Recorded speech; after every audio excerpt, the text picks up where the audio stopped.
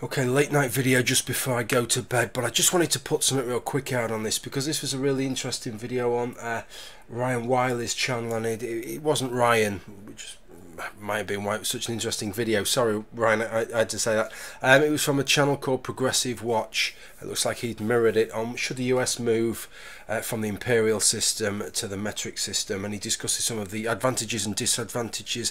Of course, obviously one of the disadvantages of the Imperial system is that it's quite confusing, so confusing that this guy thinks that the United States uses the fucking imperial system. It doesn't. It uses the US customary system.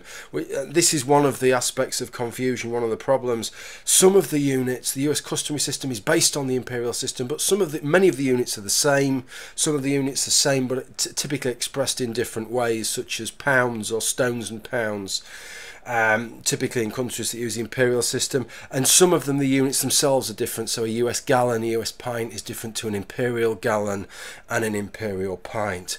There are many advantages to switching to the metric system. One of the advantages, it's so much easier to do calculations because everything is it fits in with the decimal system well.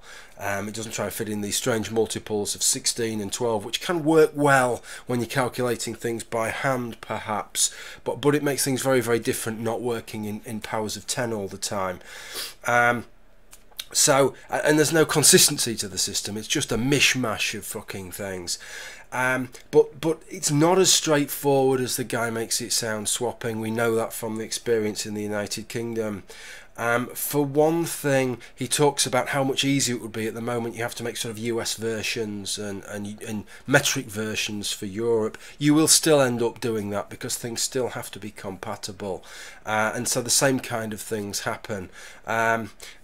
So I don't think that's really going to solve that problem, certainly not in the short term. Maybe 30, 40, 50, 60 years down the line, some of those things can be evened out, and you'll end up using some strange bastardized combinations. In the UK, we have a confusing array of different measurements that we use, some imperial and some metric. So for example, if you want to buy beer in a pub, you will buy it in pints, and the legislation says that beer, even though we don't use the imperial system anymore, legally, technically, beer in public houses, in bars, sold on draft, has to be sold in pints. It has to be sold in imperial, not metric. Whereas if you buy it in a can, it has to display the volume in metric, so it's in millilitres. But if you buy it in a can, you won't buy a litre can. Sometimes some cans are 500 millilitres. Most cans, most bottles of beer that you would buy from the supermarket are 568 millilitres,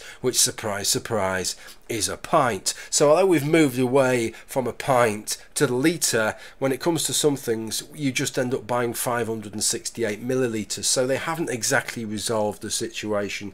The same when you go out on the roads. The fuel pump has to display, legally has to display the fuel in litres, not in gallons.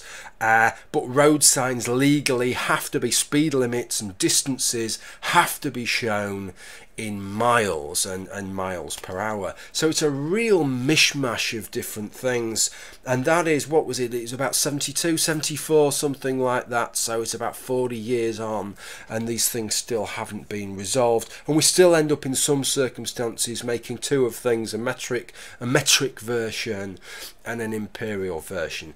I commend the switch. I think the switch is worthwhile, although the biggest problem, the biggest difference when we made the switch was that our money was in pounds, shillings and pence, which meant you had 20 shillings in the pound, 12 pennies in a shilling, which gave you 240 pence in the pound, and everything was calculated in 3 columns of pounds, shillings and pence. Imagine how fucked up and difficult that was.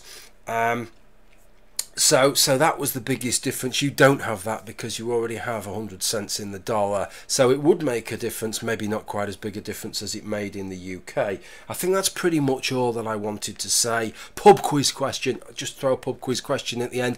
What is the only unit, the only SI unit that hasn't been entirely decimalized or metricated within the metric system? Do you know what it is? Do you know what it is? It's the unit of time, of course. We still have 60 seconds in a minute, 60 minutes in an hour. Just thought I'd throw that one in at the end. Maybe we should have a decimal hour. How fucking crap and boring would that be? Okay, that's it. Thank you for watching. Bye for now.